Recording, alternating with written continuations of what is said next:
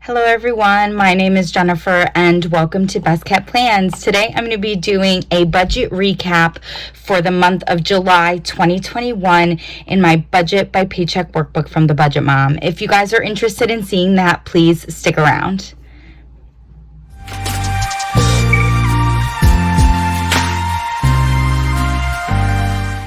So here is the July monthly view for the Budget by Paycheck Workbook. If you guys did not have a chance to see the last budget with me that I did for the paycheck I received on 7/22/21, I can definitely link that here in the corner. I did talk about the fact that I actually switched over to a printable version of the Budget by Paycheck Workbook. I love having things on discs and being able to take out and put back pages. So I've decided for the second half of 2021, I am going to try out the printable version of the Budget by Paycheck Workbook. So I have, paid all of the bills that I needed to pay for July, done my budget paycheck bill trackers for the paychecks I received in July. I have my expense trackers for my checking account as well as my cash spending updated. And now we're going to bring our focus to the pages that allow you to close out your budget each month. The first of those is the Where Did My Money Go worksheets. Those are those closeout worksheets, is the monthly budget category breakdown. So I am going to attempt to zoom in. Perfect. Sorry for the shakiness.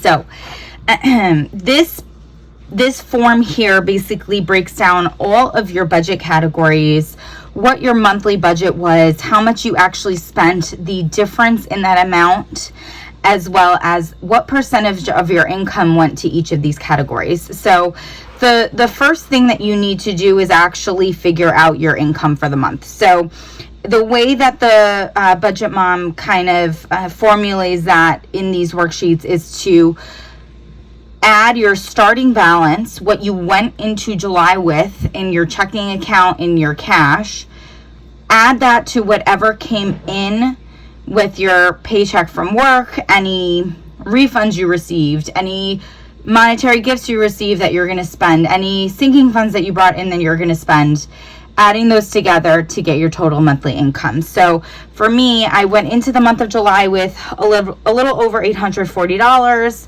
I brought in $7,629.75. This is not just my paychecks. I did use one sinking fund. That was my Disney sinking fund in the month of July because I went away. And my total monthly income ended up being $8,469.88. So the budget categories that I have that I'm working with are my groceries, eating out, gas, miscellaneous spending. Those are all my variable categories. My savings category, debt, utilities, insurance, housing, giving, and then I added in the Disney sinking fund because I did use money from that sinking fund this month. The other thing that I did is I put in my August starting balance. Now, the Budget by Paycheck workbook or method of budgeting is based in a zero-based budget. And because of that, every dollar that you bring in or that you have must be accounted for. So if I went through and did all of this math for all of my budget categories, but didn't include how much money I was rolling over from July to August, I'd be off. I'd be off by that amount, $683.34. So you have to make sure that you include that when you do this monthly budget category breakdown. So some categories I do really well in, other categories I don't do so great in. Groceries, I was away on vacation for 2 weeks of the month, so my grocery bill was very, very low. I only spent basically $151 out of my $400 budget. I did go over a little bit in eating out.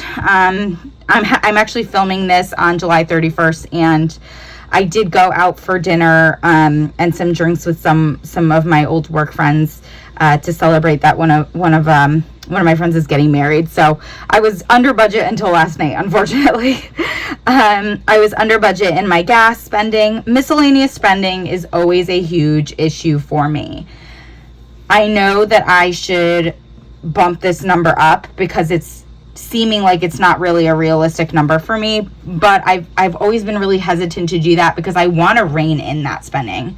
I have $400 miscellaneous spending budget for the month. I actually spent $1,044.05.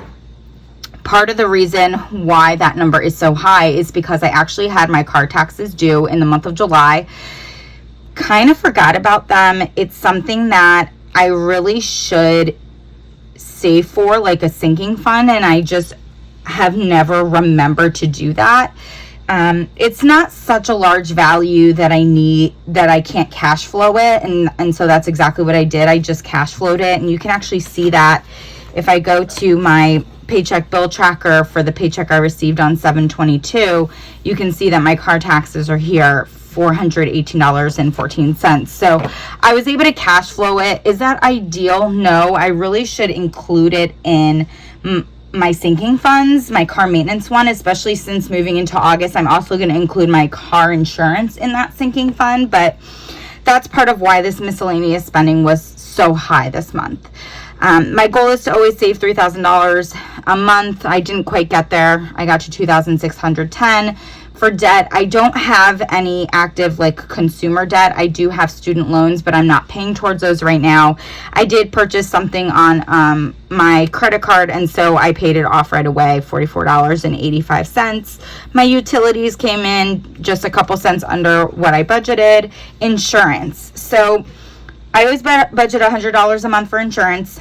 This is just car insurance. My car insurance is usually $99.17 a month. I did go over in my last budget with me that I'm able to get a cheaper rate if I pay my insurance all at once for the entire year. And I decided that I was going to do that, and it wasn't something that was planned, and it was a large sum of money, and so I did have to cash flow it with the paycheck I received on 7/22/21. But then I don't have to pay insurance for an entire year, which I'm okay with if I'm saving money. So that's why I'm so severely over budget in this insurance category. My housing, which is my rent, was right on. Giving was right on, and then my Disney sinking fund, obviously because it's a sinking fund category, there wasn't really a budget for it, but I did end up spending $1,491.24. My August starting balance is this number here that I mentioned earlier, $683.34. That is what I am bringing into the month of August with me in my checking account and in my cash envelopes. If I add all of those numbers up, it adds up to $8,469.80. And if I subtract that from my total monthly income, they should match. I was unfortunately off by about 8 cents. I'm not worried about 8 cents. I'm not going to go looking for 8 cents, but I feel really good about the fact that those numbers match almost perfectly. The next of the Where Did My Money Go worksheets to close out your budget is the monthly debt and savings breakdown. This month was pretty simple. Again, I just made a small purchase on one of my credit cards, so I paid it off. That's the only debt that I have. And then when it comes to savings, I was able to save $2,610 this month. That was almost 31% of my income. And when you break that down, I put the vast majority of that towards my house savings, which is my number one savings goal. I did put $70 towards the 2021 savings challenges, $10 towards the $5 savings challenge, nothing towards my emergency fund, and then sinking funds, I put $100 towards them. So this is a nice way to see if what you're saving for, what you save for that month, is really matching up with your goals. And my number one goal is my house savings, and so it makes sense that 93% of what I saved this month was into that savings account. The last of the Where Did My Money Go worksheets is the monthly spending comparison. I actually forgot to fill this out. I'm gonna have to fill this out. My income total was like almost $8,500 for July, but I don't even have June in this book because I went to the printable version, but I'll have to fill that in later. But when you look at this, basically it's a good way to kind of see what changes you've made month to month, and potentially like what goals you could put in place for the following month. So, you know, I can look at this and say, okay, my miscellaneous spending is always my category that I'm overspending the most in. How much did I spend last month? Okay, $1,143. This month I spent $1,044. So that's almost $100 decrease, which is great. I want to keep that going. Next month, I want to spend even less than I did this month. I can compare my savings to see if I'm increasing my savings, which is what I want to be doing every month. You know, things like that.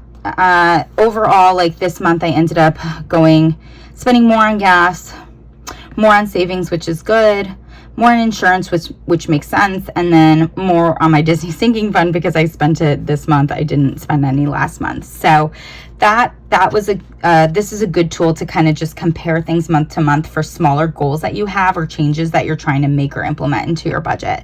And for me, that really is just keeping an eye on my miscellaneous spending and trying to come down on that every single month. Overall, not a bad month. It was a little bit hectic because I was away for 2 weeks trying to keep all of my spending in track and, you know, coming back and like making sure my budget was completely balanced. It was a little difficult, but in the end, I'm very happy with the fact that I, you know, contributed a lot to my savings and was able to kind of cash flow certain things that I needed to pay for this past month, and I'm really happy that my budget was only off by 8 cents. So to me, that was definitely a win. So I'm going to try to zoom this out again. Let's see. And I'm going to close this on up. I hope you guys all enjoyed watching this video. I think that the budget by Paycheck Workbook is such a great tool, and the Where Did My Money Go worksheets really are important, and sometimes I think they can seem overwhelming, but to me that's what really makes it all worth it. Seeing how I'm able to end each month and where I can make progress in the coming month. So I will be back in a couple days with a plan with me, and then next week I do get paid, so you'll see a budget with me. You'll also see a cash envelope stuffing, which I haven't done in a while. I'm going to be starting to put money towards my 2022 sinking funds. So it's going to be a really exciting video for me. So I hope you guys all tune in for those. And of course, if you have any questions or comments about closing out your budget, please do not hesitate to put them down below. I welcome any comments or questions or suggestions as well. As always, everybody, please be safe. Have a good day.